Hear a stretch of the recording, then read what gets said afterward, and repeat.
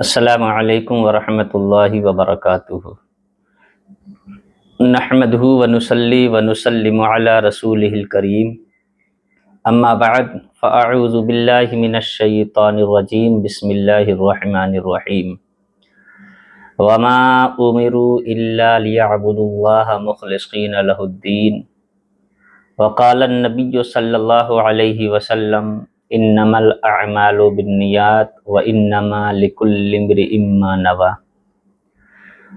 وعن ابی ہریرۃ قال قال رسول اللہ صلی اللہ علیہ وسلم ان اللہ لا ينظر الى صورکم ولا الى لبوسکم ولا الى اموالکم ولكن ينظر الى نیاتکم، وفی روایت اخری ولكن ينظر الى قلوبکم، صدق اللہ العظیم۔ عزیزان گرامی و محبان ملت اسلامیہ، آج کی گفتگو کا عنوان ہے اچھی نیت کی فضیلت اور حسن نیت کی برکتیں۔ کسی بھی عمل کے قبول ہونے کے لیے دو بنیادی شرطوں کا پایا جانا ضروری ہوتا ہے۔ ان میں سے اگر ایک شرط بھی مفقود ہو جائے تو عمل قبول ہونے سے رک جاتا ہے، اور کسی ایک شرط کا فقدان عمل کو قبولیت سے روک دیتا ہے اور عمل کو اجر و ثواب سے خالی کر دیتا ہے۔ ان دو شرطوں میں سے پہلی شرط ہے نیت، کہ نیت میں خلوص ہونا چاہیے، نیت اچھی ہونا چاہیے۔ اور خلوص نیت کا مطلب یہ ہے کہ بندہ جو بھی عمل کر رہا ہے وہ اللہ کی ذات کے لیے ہونا چاہیے۔ جو بھی عمل کر رہا ہے اس سے اس کا مقصود اللہ کی رضا اور خوشنودی حاصل کرنا ہو۔ اور دوسری شرط یہ ہے کہ وہ عمل سنت رسول کے مطابق ہو۔ یہ دو شرطیں کسی بھی عمل کے قبول ہونے کے لیے بنیادی شرطیں ہیں۔ ان میں سے کسی ایک کا فقدان عمل کو قبولیت سے روک دیتا ہے اور عمل کو اجر و ثواب سے خالی کر دیتا ہے۔ چونکہ نیت یہ عمل کی روح ہے، جس طرح جسم کے لیے روح کا ہونا ضروری ہے۔ اگر روح جسم سے جدا ہو جاتی ہے تو جسم مردہ ہو جاتا ہے، کسی کام کا نہیں رہتا۔ اسی طرح اگر عمل سے نیت ختم ہو جائے اور خلوص نیت سے عمل خالی ہو تو وہ عمل اجر و ثواب سے خالی ہو جاتا ہے اور کسی کام کا نہیں رہتا۔ تو جس طرح جسم کے لیے روح کا ہونا ضروری ہے، اسی طرح ہر عمل کے لیے خلوص نیت کا ہونا ضروری ہے۔ نیت یہ عمل کی اساس ہے، بنیاد ہے اور ستون ہے، اور اسی کے اوپر عمل کی عمارت قائم ہے۔ آپ جانتے ہیں کہ اگر بنیاد کمزور ہو، ستون کمزور ہو تو عمارت بھی کمزور ہی رہتی ہے۔ بنیاد کی کمزوری، ستون کی کمزوری، یہ عمارت کی کمزوری کو لازم ہوتی ہے۔ تو جب نیت عمل کے لیے بنیاد ہے، ستون ہے، اساس ہے، اور اسی کے اوپر عمل کی عمارت قائم ہوتی ہے تو جتنی مضبوطی نیت میں ہوگی اتنی ہی مقبولیت عمل میں بڑھ جائے گی۔ جتنا خلوص نیت میں ہوگا اور جتنی اچھی نیت ہوگی اتنا ہی اجر و ثواب عمل کا بڑھ جائے گا۔ اور دوسری بات، عمل کی اچھائی اور برائی نیت کی اچھائی اور برائی پر موقوف ہے۔ نیک نیتی سے توفیق ملتی ہے اور بدنیتی سے ذلت و رسوائی حاصل ہوتی ہے، اور نیت ہی کے اعتبار سے دنیا اور آخرت کے درجات میں فرق آتا ہے، اور اعمال کے ثواب میں بھی فرق پڑتا ہے۔ اسی کو اللہ کے رسول صلی اللہ علیہ وسلم نے ارشاد فرمایا، انما الاعمال بالنیات، اے ثواب الاعمال بالنیات، اعمال کے ثواب کا دار و مدار نیتوں پر موقوف ہے، اور ہر انسان کے لیے وہی ہے جس کی وہ نیت کرے۔ اگر نیت اچھی ہوتی ہے تو اللہ رب العزت اپنے بندے کو کم عمل پر بھی بے شمار اجر و ثواب عطا فرماتا ہے، اور کبھی کبھی ایسا بھی ہوتا ہے کہ مومن کی نیت اس کے عمل سے افضل اور بہتر ہوتی ہے۔ بخاری شریف، مسلم شریف میں یہ حدیث پاک موجود ہے۔ عن سہل ابن سعد الساعدی قال قال رسول اللہ صلی اللہ علیہ وسلم، نیت المؤمن خیر من عملہ وعمل المنافق خیر من نیتہ وکل یعمل علی نیتہ فاذا عمل المؤمن عملا نارا فی قلبہ نور۔ اللہ کے رسول صلی اللہ علیہ وسلم نے ارشاد فرمایا کہ مومن کی نیت اس کے عمل سے افضل اور بہتر ہوتی ہے، اور منافق کا عمل اس کی نیت سے بہتر ہوتا ہے، اور ہر شخص اپنی نیت کے مطابق عمل کرتا ہے، لیکن جب مومن حسن نیت کے ساتھ کوئی عمل کرتا ہے تو اللہ رب العزت اس کے دل میں نارا فی قلبہ نور، تو اللہ تعالیٰ اس کے دل میں نور پیدا فرما دیتا ہے۔ چونکہ عمل میں تو ریاکاری کا امکان ہے، لیکن نیت میں ریاکاری کا امکان نہیں۔ اسی لیے اللہ کے نبی نے فرمایا کہ کبھی کبھی مومن کی نیت اس کے عمل سے افضل اور بہتر ہوتی ہے۔ تو یہ نیت میں خلوص کی برکت ہے، اور کبھی ایسا بھی ہوتا ہے کہ بندے نے نیت کی کسی بھی عمل کے کرنے کی، کوئی بھی نیک کام کرنے کی نیت کی، لیکن کسی عرض عارض کی بنیاد پر بندہ وہ کام، وہ عمل نہ کر سکا، تو اللہ رب العزت حسن نیت کی صدقے اور اس کی برکت سے اس کو اس عمل اور اس نیک کام کا اجر بھی، ثواب بھی عطا فرما دیتا ہے جو وہ نہ کر سکا۔ یعنی نیت کر لی ہے کسی بھی نیک کام کرنے کی، لیکن کسی عرض عارض کی بنیاد پر نہ کر سکا، تو اللہ تعالیٰ اس کو اس عمل کا ثواب عطا فرما دیتا ہے۔ آئیے اس پر ایک حدیث شریف آپ حضرات کی سماعتوں کے حوالے کروں۔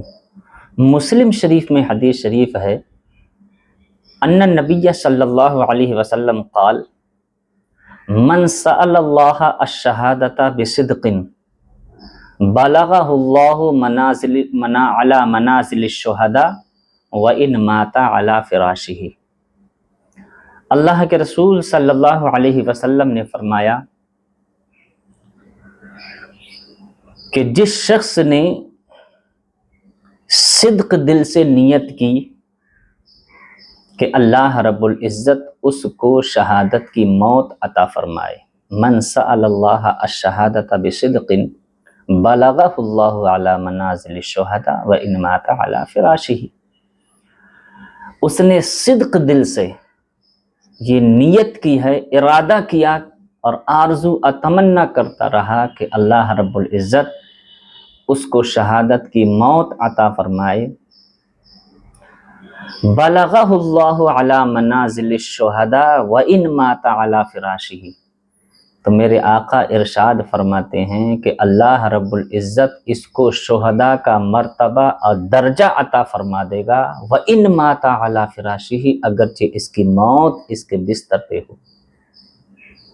آپ غور کیجئے، میں نے کیا کہا کہ کبھی ایسا ہوتا ہے کہ انسان صدق دل سے نیت کر لے، خلوص کے ساتھ نیت کرے، کام عمل نہ بھی کر سکے تو اللہ رب العزت اس عمل کا ثواب اس کو عطا فرما دیتا ہے۔ یہ شخص جس نے صدق دل سے دل میں نیت کی تھی کہ اللہ اسے شہادت کی موت عطا فرمائے، تو اللہ رب العزت اس کو شہداء کا مرتبہ درجہ عطا فرما رہا ہے اور موت اس کی بستر پہ ہو رہی ہے۔ شہید حقیقی کون ہے؟ شہید حقیقی اس کو کہتے ہیں جو میدان کارزار میں اپنی جان جیسی متاع عزیز کو اعلاء کلمت اللہ کے لیے قربان کر دے، اس کو شہید حقیقی بولتے ہیں۔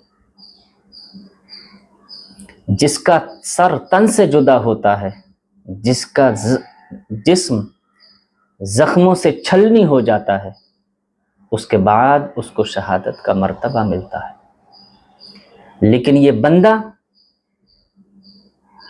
جس کی موت بستر پر ہو رہی ہے اور اس کو اللہ رب العزت شہداء کا درجہ مرتبہ عطا فرما رہا ہے، سوال یہ ہے کہ کس چیز نے اس کو شہداء کا مرتبہ اور درجہ عطا فرمایا؟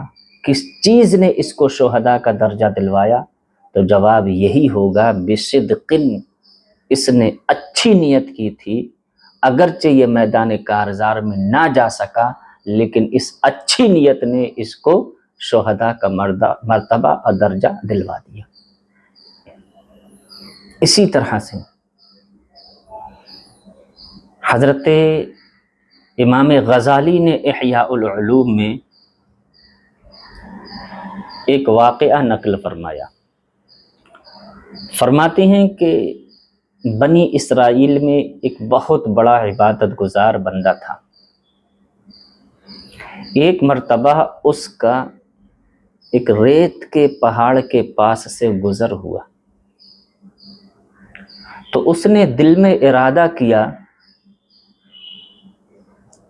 کہ کاش ایسا ہوتا اور ایسا ہو جائے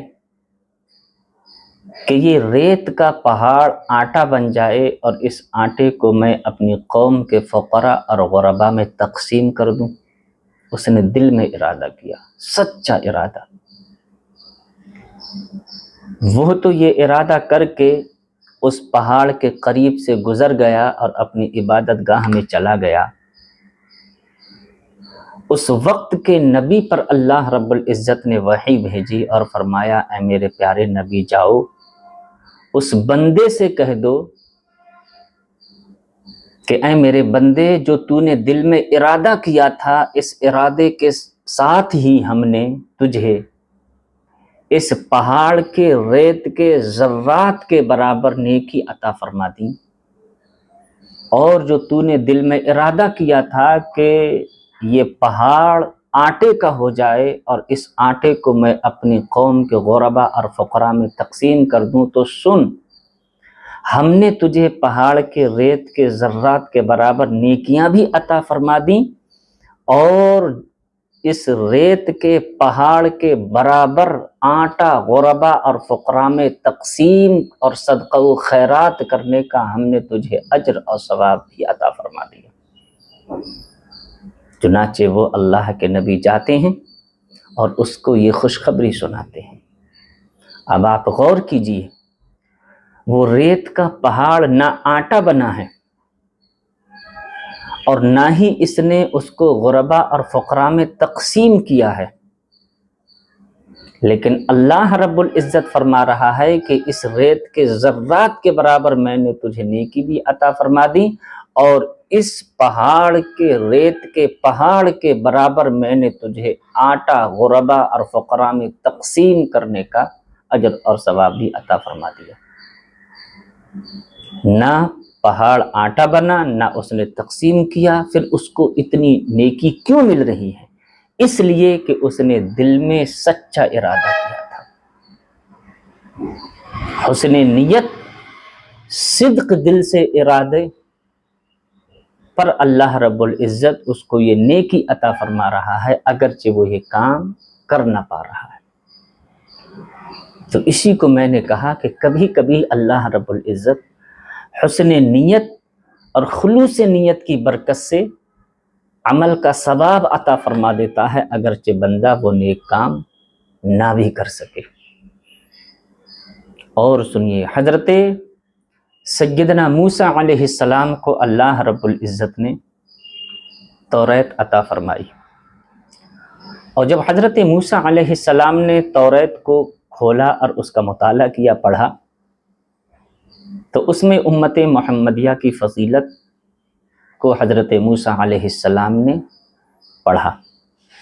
جب امت محمدیہ کی فضیلت کو پڑھا تو حضرت موسیٰ علیہ السلام مچل گئے، اور حضرت موسیٰ علیہ السلام نے چند سوال اللہ رب العزت کی بارگاہ میں عرض کیے، اور ہر سوال کی ابتدا ہوتی ہے اللہم انی اجد امتن فی الالواح التورات، اور انتہا ہوتی ہے فجعلہم امتی۔ تو رب کی طرف سے جواب ملتا ہے تلک امت احمد،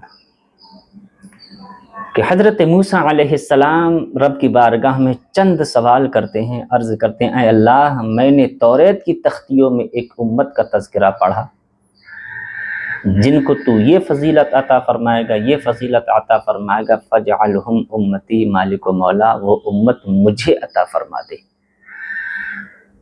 تو ہر سوال کے جواب میں رب نے جواب دیا تلک امت احمد، کہ اے موسیٰ وہ میرے آخری نبی کی امت ہے۔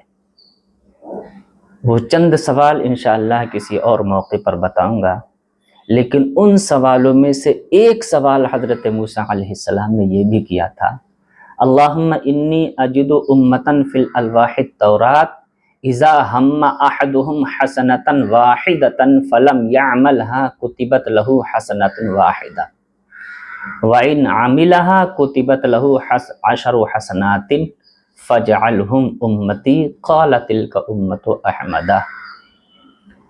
عرض کی مالک و مولا، میں نے توریت کی تختیوں میں ایک امت کا تذکرہ پڑھا کہ جن کو تو یہ شان عطا فرمائے گا اذا ہم احدہم حسنۃ واحدۃ فلم یعملها کتبت لہ حسنۃ واحدہ، کہ جب ان میں سے کوئی بھی کسی نیک کام کرنے کی نیت کرے گا، فلم یعملھا، اور وہ کسی عرض عارض کی بنیاد پر نہ کر سکے گا، تو بھی تو اس کو ایک نیکی عطا فرما دے گا۔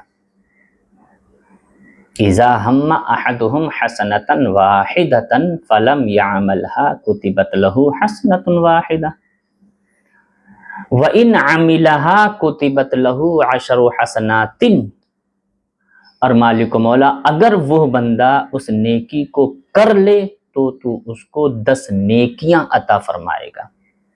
فَجْعَلْهُمْ أُمَّتِي، اے اللہ وہ امت مجھے عطا فرما دے۔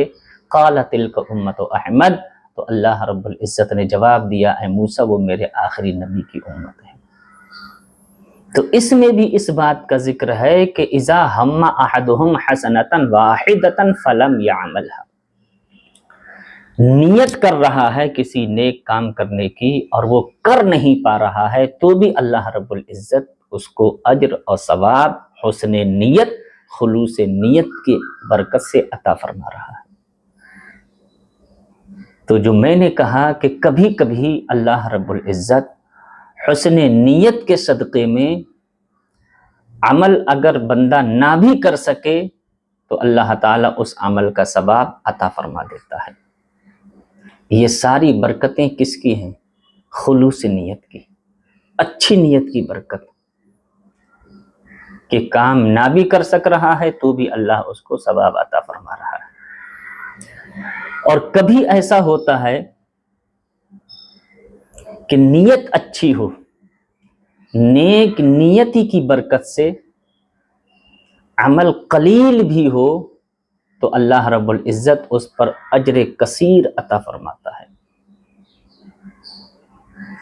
عمل کم ہو لیکن نیت اچھی ہو، اللہ تعالیٰ اس پر کثیر اجر و ثواب عطا فرماتا ہے. بخاری شریف اور مسلم شریف میں متفق علیہ حدیث پاک ہے جس کے راوی حضرت براء ابن عازب ہیں. روایت فرماتے ہیں عن البراء ابن عازب قال اتى النبي صلی اللہ علیہ وسلم رجل مقنع بالحدید فقال یا رسول اللہ اقاتل او اسلم فقال اسلم ثم قاتل فاسلم ثم قاتل فقتل. حضرت براء ابن عازب فرماتے ہیں کہ ایک مرتبہ اللہ کے رسول صلی اللہ علیہ وسلم تشریف فرما ہیں اور کفار و مشرکین سے جنگ ہو رہی تھی. ایک شخص ہتھیار سے لیس ہو کر کے آقائی کریم صلی اللہ علیہ وسلم کی بارگاہ میں حاضر ہوا.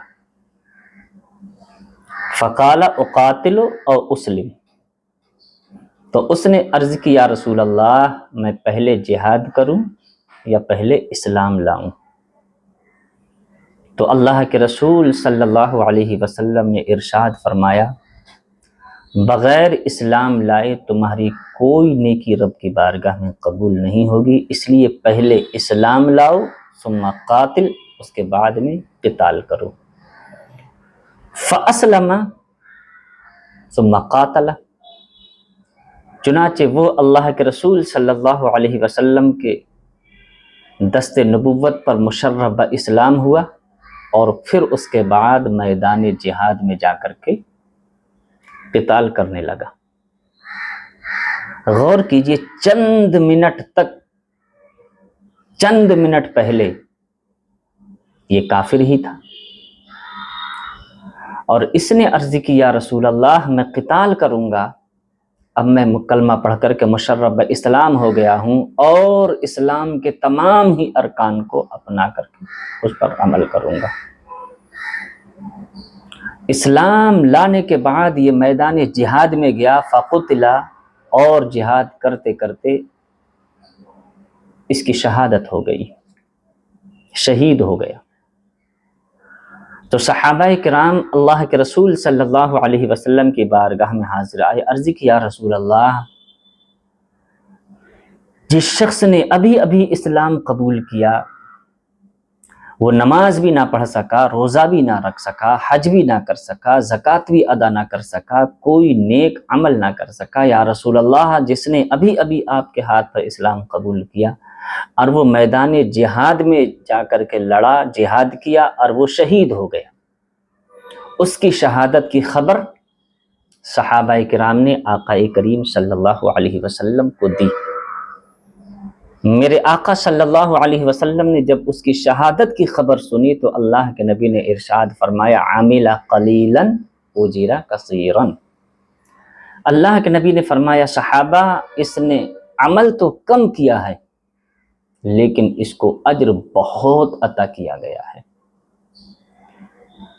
یہ روزہ نہ رکھ سکا، حج نہ کر سکا، زکوٰۃ ادا نہ کر سکا، صدقہ و خیرات نہ کر سکا، لیکن اس کی نیت تھی اور جب یہ میرے ہاتھ پر کلمہ پڑھ کر کے مشرف اسلام ہوا تو اس کے تمام ارکان اسلام کو ادا کرنے کا اس کا ارادہ تھا، اس کی نیت تھی. اگرچہ یہ نہیں کر سکا، عمل تو بہت کم ہے، صرف جہاد کیا ہے، لیکن اللہ رب العزت نے اس کو اجر بے شمار عطا فرمایا. کیوں؟ حسن نیت کی وجہ سے. اس کے دل میں نیت یہ تھی کہ میں ہر رکن کو اپناؤں گا اور اس پر عمل کروں گا. اسی طرح ایک اور حدیث میں ہے کہ ایک شخص بہت دور دیہات سے اپنے اونٹ پر سوار ہو کر کے آقا کریم صلی اللہ علیہ وسلم کی بارگاہ میں حاضر ہوئے،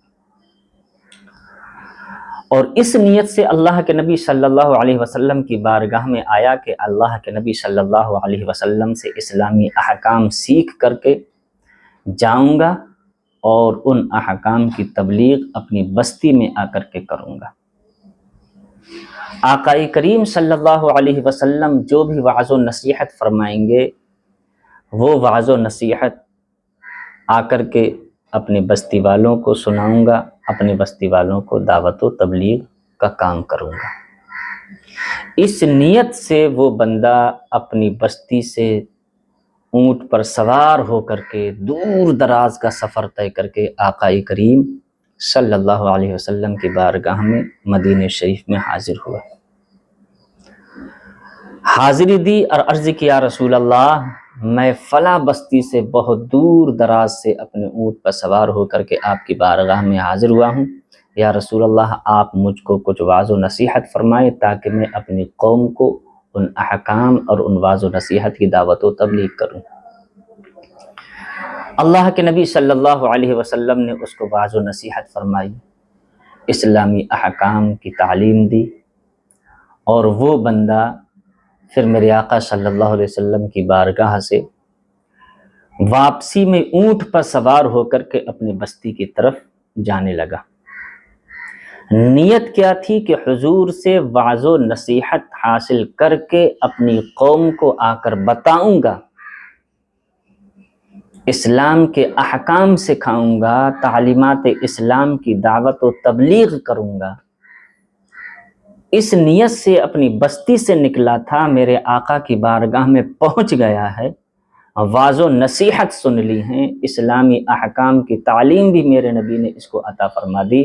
اب یہ جا رہا تھا اللہ کے رسول کی بارگاہ سے، واپسی میں اس کے اونٹ کا پاؤں ایک سوراخ میں پڑ گیا، اور اونٹ کا پاؤں جب سوراخ میں پڑا تو اس کا اونٹ گرا، اور یہ اونٹ پیر سے نیچے گرا، اس کا سر زمین پر لگا اور یہ وہیں پر انتقال کر گیا، اپنی بستی میں نہیں پہنچ سکا۔ لیکن نیت کیا تھی کہ حضور سے تعلیم حاصل کر کے اس کی تبلیغ اپنی بستی میں جا کے کروں گا۔ ابھی پہنچا نہیں ہے، راستے ہی میں اس کا انتقال ہو گیا اونٹ کی پشت سے گر کر۔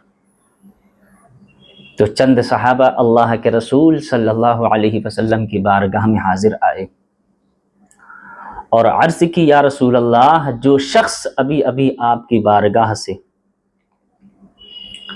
تعلیمات حاصل کر کے اپنی بستی کی طرف جا رہا تھا اور وہ کہہ رہا تھا کہ میں اپنی قوم کو دعوت و تبلیغ کروں گا، یا رسول اللہ وہ اپنی بستی میں پہنچ بھی نہ سکا، مدینے سے باہر ہی اس کا اونٹ کا پاؤں سوراخ میں پڑا اور وہ بس اونٹ کی پشت سے گر کر کے یا رسول اللہ انتقال کر گیا۔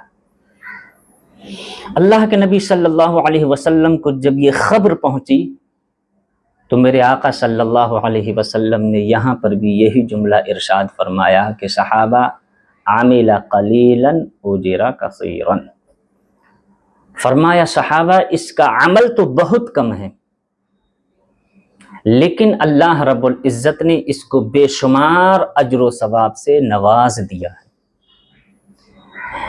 یہ اگرچہ دعوت و تبلیغ نہ کر سکا اور اپنی قوم میں نہ پہنچ سکا، لیکن اس کی نیت یہ تھی کہ تعلیمات اسلام سیکھ کر اور اسلام کے احکام کو سیکھ کر اپنی قوم کو جا کر کے بتاؤں گا۔ اگرچہ یہ پہنچ نہ سکا، دعوت و تبلیغ نہ کر سکا، لیکن اللہ رب العزت نے اس کا اجر اس کو عطا فرما دیا۔ عمل کم ہے، آیا میری بارگاہ میں اور سیکھا اور واپس جا رہا تھا دعوت و تبلیغ کرنے کے لیے، لیکن پہنچ نہ سکا، لیکن نیت کی وجہ سے اللہ رب العزت نے اس کو اس کا بھی ثواب عطا فرما دیا۔ تو عزیزان گرامی، کبھی کبھی ایسا بھی ہوتا ہے کہ عمل قلیل ہو لیکن اللہ رب العزت حسن نیت کی برکت سے، خلوص نیت کی برکت سے اللہ تعالی اس پر اجر کثیر عطا فرماتا ہے، جیسے کہ میں نے ان دو حدیثوں کی روشنی میں اس بات کو واضح کیا۔ تو 3 باتیں ہوئیں.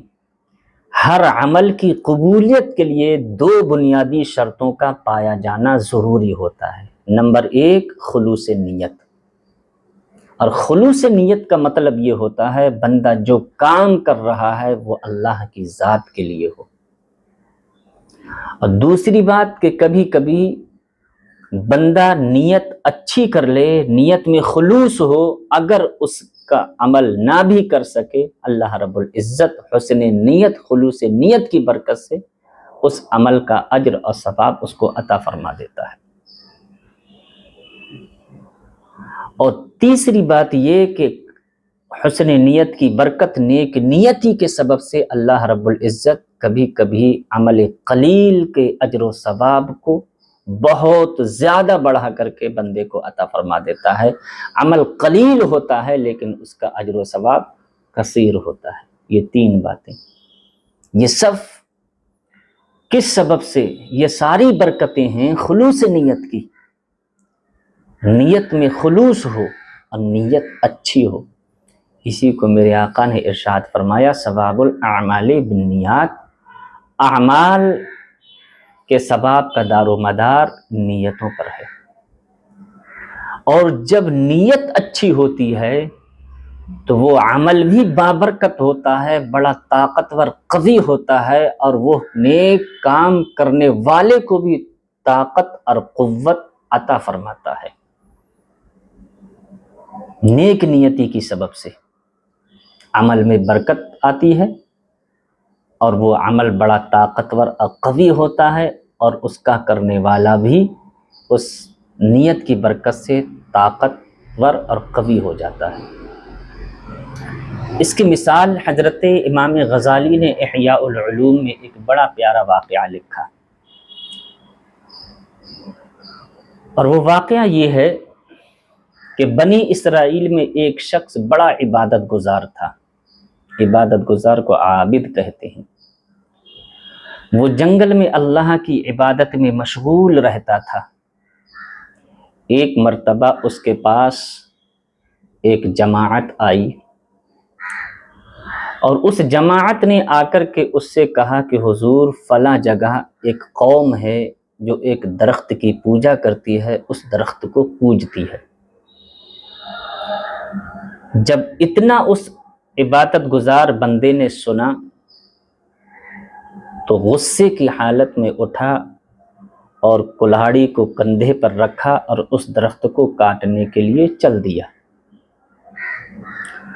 ابھی یہ بندہ اپنے کندھے پر کلہاڑی رکھ کر کے اس درخت کو کاٹنے ہی کے لیے جا رہا تھا جس کی ایک قوم پوجا کرتی تھی. راستے میں شیطان ایک بزرگ کی شکل اختیار کر کے، سفید لباس پہن کر کے، پیر کی شکل اختیار کر کے راستے میں شیطان ملا، اور شیطان نے کہا حضور کہاں تشریف لے جا رہے ہیں؟ تو اس نے کہا فلاں درخت کو کاٹنے کے لیے جا رہا ہوں، کیونکہ ایک قوم اس درخت کی پوجا کرتی ہے. تو شیطان نے کہا حضور آپ کو اس درخت سے کیا غرض؟ آپ اپنی عبادت میں مشغول رہیے، ایک بیکار کام کے لیے آپ نے اپنی عبادت کو چھوڑ دیا.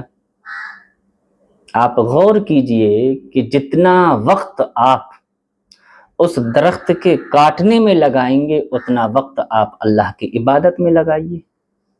ایک بیکار کام کے لیے آپ نے اپنی عبادت کے وقت کو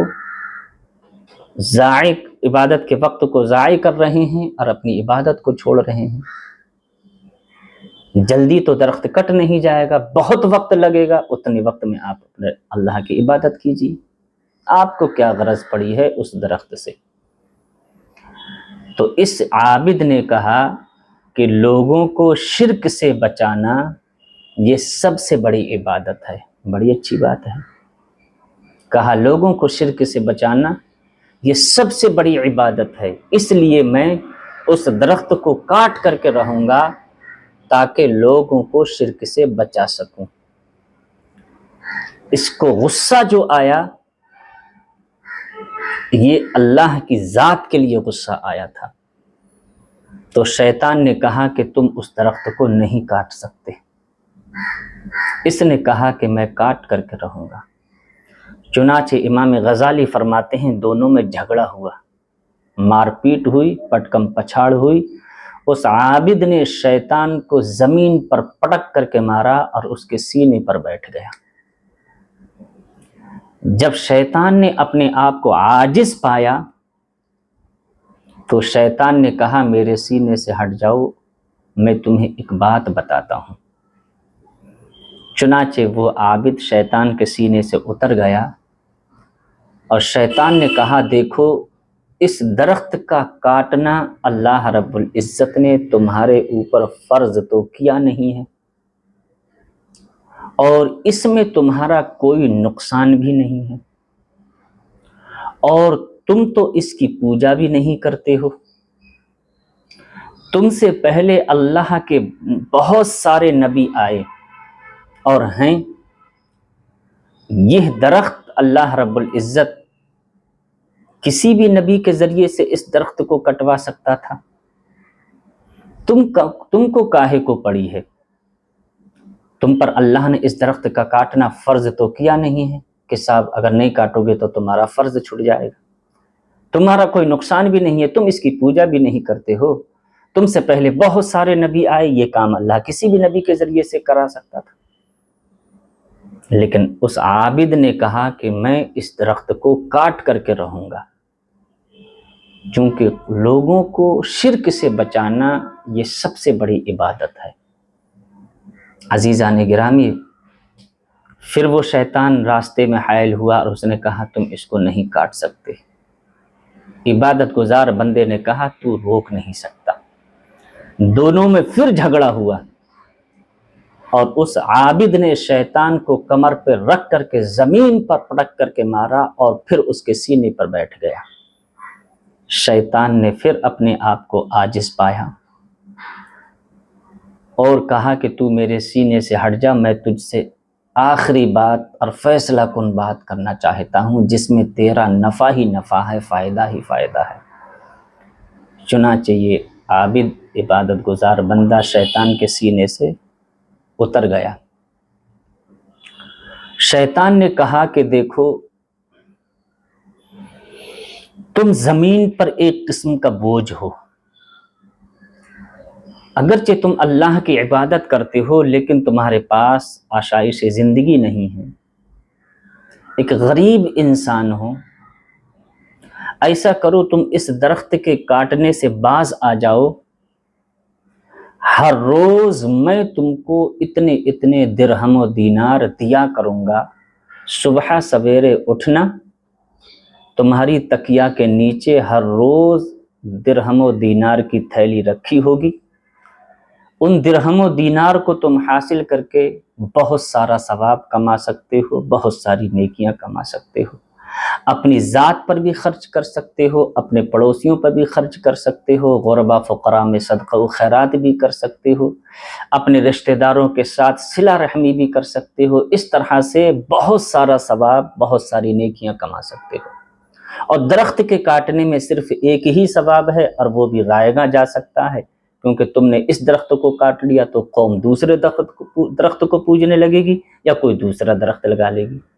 اس لیے تم اس درخت کے کاٹنے سے باز آ جاؤ، ہر روز میں تم کو اتنے اتنے درہم و دینار دیا کروں گا جو صبح سویرے تمہاری تکیہ کے نیچے رکھے ہوئے ہوں گے۔ عزیزان گرامی، اس عابد کی سمجھ میں شیطان کی بات آ گئی، چونکہ حضرات اب دیکھیے شیطان نے کس طرح سے بہکایا ہے اور کیسے اس کو راہ راست سے ہٹایا ہے۔ اس کے خلوص کو پہلے ختم کیا، اس کے دل میں لالچ پیدا ہو گیا، اور جب لالچ حد سے زیادہ بڑھ جاتا ہے تو اللہ رب العزت ناراض ہو جاتا ہے اور عقل بھی زائل ہو جاتی ہے۔ اس عابد کی سمجھ میں آ گیا، چنانچہ یہ واپس چلا گیا۔ پہلے ہر مرتبہ یہی جواب دیتا تھا کہ لوگوں کو شرک سے بچانا یہ سب سے بڑی عبادت ہے، اس لیے اس درخت کو کاٹ کر کے رہوں گا، غصہ تھا، جلال تھا، اور یہ غصہ اللہ کی ذات کے لیے تھا۔ اب جب اس کے دل میں لالچ پیدا ہو گیا، حرص اور طمع داخل ہو گیا، یہ واپس اپنی عبادت گاہ میں گیا، عبادت کرنے لگا۔ صبح کو اٹھا، تکیہ ہٹایا، دیکھا کہ اشرفی کی تھیلی، درہم و دینار کی تھیلی رکھی ہوئی ہے۔ دوسرے دن پھر تکیہ اٹھایا، دیکھا کہ درہم و دینار کی تھیلی رکھی ہوئی ہے۔ 3-4 دن تک اس کے تکیہ کے نیچے درہم و دینار ملتے رہے، پھر درہم و دینار ملنا بند ہو گئے، اور 1 دن انتظار کیا، 2 دن انتظار کیا، اور پھر شیطان نے اس کے تکیہ کے نیچے درہم رکھنا بند کر دیے۔ اب شیطان نے پورا شکنجہ اس کے اوپر کس دیا۔ پھر غصے میں اٹھا اور کلہاڑی اپنے کندھے پر رکھی اور درخت کو کاٹنے کے لیے چل دیا۔ اب سوال یہ پیدا ہوتا ہے، پہلے بھی یہ درخت کو کاٹنے کے لیے جا رہا تھا اور اب بھی درخت کو کاٹنے ہی کے لیے جا رہا ہے۔ شیطان راستے میں ملا، شیطان نے کہا حضور کہاں تشریف لے جا رہے ہیں؟ مسکرا کر کے کہا، تو کہا اس درخت کو کاٹنے کے لیے جا رہا ہوں۔ تو چونکہ شیطان تو دل سے خلوص نیت سے نکال چکا تھا اور حرص اور طمع داخل کر چکا تھا اور پورا شکنجہ کس دیا شیطان نے اس کے اوپر، تو کہا سنو، تم اس درخت کو ٹچ بھی نہیں کر سکتے۔ عابد نے کہا تم مجھے روک بھی نہیں سکتے، کہا 1 انچ تم قدم بڑھا کر کے دکھاؤ، اب تم اس درخت کو ہاتھ نہیں لگا سکتے۔ چنانچہ اس نے قدم بڑھایا، شیطان نے وہیں پکڑا، دونوں میں جھگڑا ہوا اور شیطان نے اپنی کمر پہ رکھ کر اس عابد کو زمین پر پٹک کر کے مارا اور شیطان اس کے سینے پر سوار ہو کر کے بیٹھ گیا۔ پہلے ہر مرتبہ عابد اس کو زمین پر پٹکتا تھا اور اس کے سینے پہ سوار ہو کر کے بیٹھ جاتا تھا، اور اس مرتبہ شیطان نے اس کو زمین پر پٹک کر کے مارا اور اس کے سینے پر سوار ہو کر کے بیٹھ گیا۔ اب سوال یہ ہوتا ہے، پہلے بھی یہ درخت کو کاٹنے کے لیے جا رہا تھا، اس مرتبہ بھی درخت کو کاٹنے کے لیے جا رہا ہے، فرق کیا ہے؟ تو فرق یہ ہے کہ پہلے جب درخت کو کاٹنے کے لیے جا رہا تھا تو اس کا کام اللہ کی ذات کے لیے تھا، لوگوں کو شرک سے بچانے کے لیے تھا، اور اس کا غصہ خالص اللہ کی ذات کے لیے تھا۔ اس لیے یہ شیطان کو کمر پہ رکھ کر کے پٹک کر کے مارتا تھا اور سینے پر چڑھ کر کے بیٹھ جاتا تھا۔ لیکن اس مرتبہ درخت کو کاٹنے کے لیے جا رہا ہے تو شیطان اس کو پٹک رہا ہے اور شیطان اس کے سینے پہ سوار ہو جا رہا ہے۔ اس کی وجہ یہ ہے کہ اس مرتبہ اس کا غصہ اپنی ذات کے لیے تھا، درہم و دینار کے لیے تھا، اور نیت سے خلوص نکل گیا تھا اور نیت میں لالچ پیدا ہو گیا تھا، حرص اور طمع پیدا ہو گیا تھا۔ پہلے جب خلوص تھا تو اتنا طاقتور تھا کہ شیطان کو پچھاڑ کر کے اس کے سینے پر بیٹھ جاتا تھا، لیکن جب شیطان نے اس کی نیت سے خلوص نکال دیا اور حرص اور طمع اس کی نیت میں داخل کر دیا، تو اس مرتبہ جب جا رہا تھا تو اس کا غصہ درہم و دینار کے لیے تھا، چونکہ اس کو درہم و دینار نہیں مل رہے تھے، تو شیطان نے اس کو پٹک کر کے مار دیا، اور جب اس کے سینے پر شیطان سوار ہوا تو اس کو بڑا تعجب ہوا اور کہا کہ ہر مرتبہ میں تجھے زمین پر پٹکتا تھا، میں غالب ہوتا تھا، تو مغلوب ہوتا تھا، آج معاملہ الٹا کیسے ہو گیا کہ تو نے مجھے زمین پر پٹک کر کے مارا اور میرے سینے پر سوار ہو گیا، تو غالب ہے میں مغلوب ہوں؟ تو سنیے شیطان کا جواب۔ شیطان نے کہا حضور پہلے آپ کا غصہ خالص اللہ کی ذات کے لیے تھا اور تمہاری نیت میں خلوص تھا، اس خلوص کی برکت سے تم کو اللہ رب العزت پر مجھ پر اللہ رب العزت تم کو غلبہ عطا فرماتا تھا۔ تمہاری نیت میں خلوص تھا اور غصہ تمہارا اللہ کی ذات کے لیے تھا. چونکہ تم درخت کو کاٹنے کے لیے جا رہے تھے تو لوگوں کو شرک سے بچانے کے لیے جا رہے تھے. تمہاری نیت میں خلوص تھا، اس خلوص کی وجہ سے اللہ تعالیٰ تم کو غلبہ عطا فرماتا تھا اور میں مغلوب ہوتا تھا. اس لیے پہلے تم مجھے پٹکتے تھے اور میرے سینے پہ بیٹھ جاتے تھے.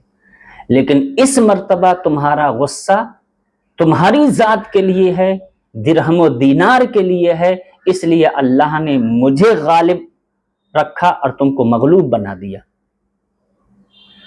تو آپ غور کیجئے، پتہ یہی چلا کہ جس عمل میں خلوص ہوگا وہ عمل بھی طاقتور ہوگا، قوی ہوگا، اور وہ عمل اس عامل کو بھی طاقت اور قوت عطا فرماتا ہے.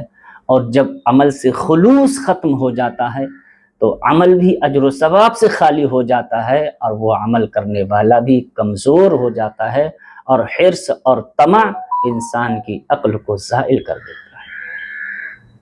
جب تک اس عابد، اس عبادت گزار کا غصہ اللہ کی ذات کے لیے تھا، یہ غالب تھا، شیطان مغلوب تھا، اور جب اس کی نیت سے خلوص نکل گیا تو اب یہ مغلوب ہو گیا اور شیطان غالب ہو گیا. اس لیے میرے نبی نے ارشاد فرمایا، جو بھی عمل کرو خلوص کے ساتھ کرو، کہ اعمال کے ثواب کا دار و مدار نیتوں پر موقوف ہے. حضرت علامہ دمیری جو جانوروں کے اسپیشلسٹ ہیں، جنہوں نے حیات الحیوان 2 جلدوں پر مشتمل بہترین کتاب لکھی، علامہ دمیری فرماتے ہیں کہ جب حضرت سیدنا آدم علیہ السلام زمین پر تشریف لائے، جاءتہ وحوش الفلاتی تسلم علیہ وتزورہ، تو جنگل کے جانور حضرت آدم علیہ السلام کی زیارت کرنے کے لیے آپ کی بارگاہ میں سلام پیش کرنے کے لیے حاضر ہوئے. ہر قسم کا جانور حضرت آدم علیہ السلام کی بارگاہ میں آیا، حضرت سیدنا آدم علیہ السلام کی زیارت کی، آپ کو سلام کیا. حضرت آدم علیہ السلام نے ہر جنس کے جانور کو دعا دی. اسی درمیان ہرنیوں کا ایک گروہ حضرت سیدنا آدم علیہ السلام کی زیارت کرنے کے لیے اور آپ کو سلام پیش کرنے کے لیے حضرت آدم علیہ السلام کی بارگاہ میں حاضر ہوا. فجاءت طائفۃ من الظباء، زبیون کی جمع. تو اسی درمیان ہرنیوں کا گروہ جب حضرت آدم علیہ السلام کی بارگاہ میں حاضر ہوا، سیدنا آدم علیہ السلام نے فدعا لہن ومسح علی ظہورہم، حضرت آدم علیہ السلام نے ہرنیوں کے اس گروہ کے لیے دعا فرمائی، اور دعا فرماتے ہوئے شفقت اور محبت سے ان کی پشت پر ہاتھ پھیر دیا. جب ان کی پشت پر حضرت آدم علیہ السلام نے ہاتھ پھیرا تو اللہ رب العزت نے ان ہرنیوں کے اندر نافع، مشک اور کستوری پیدا فرما دی. اور یہ کستوری جب ان ہرنیوں کے اندر پیدا ہو گئی تو اس کی خوشبو سے پورا جنگل مہک گیا. جو نافع نکلتا ہے ہرنی سے، کستوری، پورا جنگل خوشبو سے مہک گیا. اب یہ ہرنیوں کا گروہ اپنے دوسرے گروہوں کے پاس گیا تو دیکھا کہ ان سے خوشبو مہک رہی ہے، خوشبو پھوٹ رہی ہے. تو دوسرے گروہ نے پوچھا اس خوشبو کا سبب کیا ہے؟ علامہ دمیری فرماتے ہیں ہرنیوں کے دوسرے گروہ نے پوچھا اس گروہ سے کہ تمہارے جسم سے خوشبو آ رہی ہے، اس کا سبب کیا ہے؟ تو انہوں نے بتایا کہ ہم اللہ کے نبی کی زیارت کرنے کے لیے گئے تھے، انہوں نے ہماری پشت پر ہاتھ پھیر دیا، جس کی برکت سے ہمارے اندر کستوری پیدا ہو گئی. چنانچہ ہرنیوں کا یہ گروہ بھی حضرت سیدنا آدم علیہ السلام کی بارگاہ میں حاضر ہوا، حضرت آدم علیہ السلام کو سلام کیا. آپ کی زیارت کی تو حضرت آدم علیہ السلام نے اس گروہ کے لیے بھی دعا فرمائی اور اپنا دست شفقت اس کی پشت پر پھیر دیا، لیکن خوشبو نمودار نہیں ہو سکی۔ یہ گروہ اپنے اس گروہ کے پاس گیا، پہلے والے کے پاس، اور جا کر کے کہا جو کام تم نے کیا تھا وہی کام ہم نے بھی کیا تھا، اور ہم نے بھی حضرت آدم علیہ السلام کی زیارت کی، سلام کیا، لیکن ہمارے اندر خوشبو پیدا نہ ہو سکی۔ اس کا سبب کیا ہے؟ تو جواب میں پہلے والے گروہ نے کہا کہ ہم حضرت آدم علیہ السلام کی زیارت کرنے کے لیے محض رضائے الہی کے لیے گئے تھے، اور تم حضرت آدم علیہ السلام کی زیارت کرنے کے لیے خوشبو اور نافع لینے کے لیے گئے تھے۔ ہماری نیتوں میں خلوص تھا، اس خلوص کی برکت سے اللہ رب العزت نے ہم کو اس نعمت سے سرفراز فرمایا، اور تمہاری نیتوں میں خلوص کا فقدان تھا، اس لیے تم محروم رہے اور تم ناکام رہے۔ کہا یہ سب برکت اور یہ فرق ہے خلوص نیت کا۔ ہم جب حضرت آدم کی زیارت کرنے کے لیے گئے تھے تو محض رضائے الہی کے لیے گئے تھے، حضرت آدم نے ہاتھ پھیر دیا تو ہماری اندر مشک پیدا ہو گئی، اور تمہاری نیتوں میں خلوص نہیں تھا، خلوص کا فقدان تھا، اس وجہ سے تمہیں ناکامی ملی۔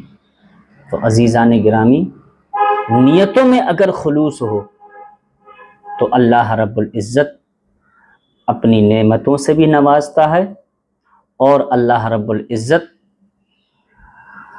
اجر کثیر بھی عطا فرماتا ہے۔ اس لیے نیت کا سدھارنا بہت ضروری ہے، نیتوں میں خلوص پیدا کرنا بہت ضروری ہے، اور خلوص نیت کا مطلب یہ ہوتا ہے بندہ جو کام کرے وہ اللہ کی ذات کے لیے کرے۔ اسی کو چونکہ اللہ کے رسول صلی اللہ علیہ وسلم نے ارشاد فرمایا، حضرت سیدنا ابو ہریرہ رضی اللہ تعالی عنہ سے مروی ہے، فرماتے ہیں اللہ کے نبی نے ارشاد فرمایا، ان اللہ لا ينظر الى صورکم ولا الى لبوسکم ولا الى اموالکم ولکن ينظر الى نیاتکم۔ اللہ رب العزت تمہاری صورتوں کو نہیں دیکھتا کہ تم کتنے حسین و جمیل ہو، کتنے خوبصورت ہو، اور نہ ہی اللہ رب العزت تمہارے لباسوں کو دیکھتا ہے کہ تمہارے لباس کتنے اعلیٰ قسم کے ہیں، کتنی ہائی کوالٹی کے ہیں، اور نہ اللہ رب العزت تمہارے مالوں کو دیکھتا ہے کہ تم کتنے مالدار ہو، تمہارے پاس کتنی دولت ہے۔ تو اللہ تعالیٰ کس کو دیکھتا ہے؟ تو عزیزان گرامی، وَلَٰكِن يَنظُرُ إِلَىٰ نِيَّاتِكُمْ، اللہ تمہاری نیتوں کو دیکھتا ہے۔ اللہ کی بارگاہ میں تمہارا چہرہ، تمہارا لباس، تمہارے مال کی کوئی قدر نہیں، اللہ کی نیت میں، اللہ رب العزت کی بارگاہ میں تمہاری نیتوں کی قدر ہے۔ اللہ تعالیٰ تمہاری نیتوں کو دیکھتا ہے، اور نیت کے اعتبار سے اللہ رب العزت تم کو درجے اور تم کو اجر و ثواب عطا فرماتا ہے۔ اس لیے عزیزان گرامی، نیت اچھی رکھنا چاہیے بندے کو۔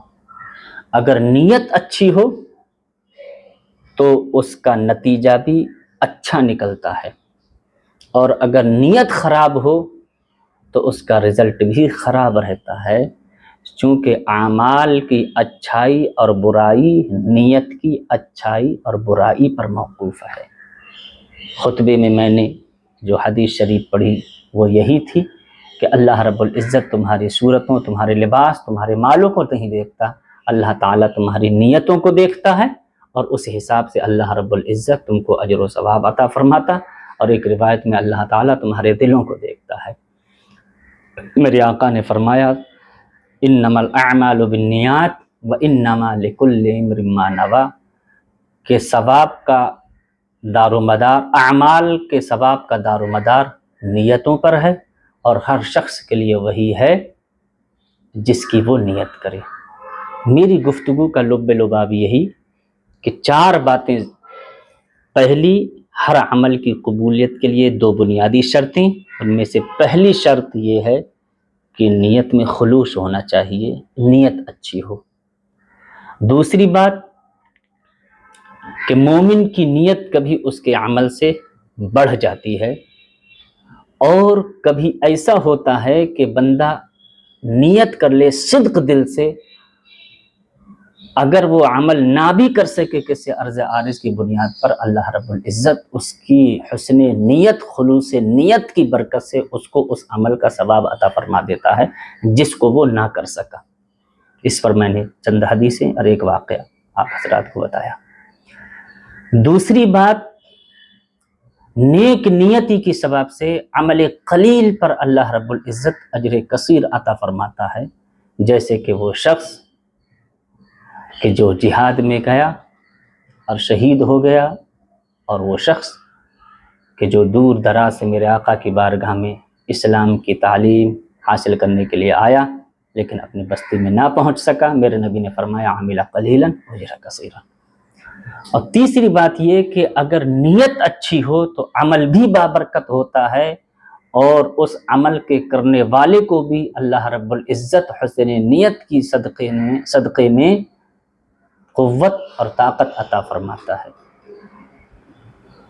تو اعمال کا دار و مدار نیتوں پر ہے، جس طریقے سے حضرت امام غزالی نے وہ عابد اور شیطان کا واقعہ بیان فرمایا کہ جب تک اس عابد کی نیت میں خلوص تھا وہ شیطان کو پٹکتا تھا، اور جب اس کی نیت سے خلوص نکل گیا تو شیطان اس کے سینے پہ سوار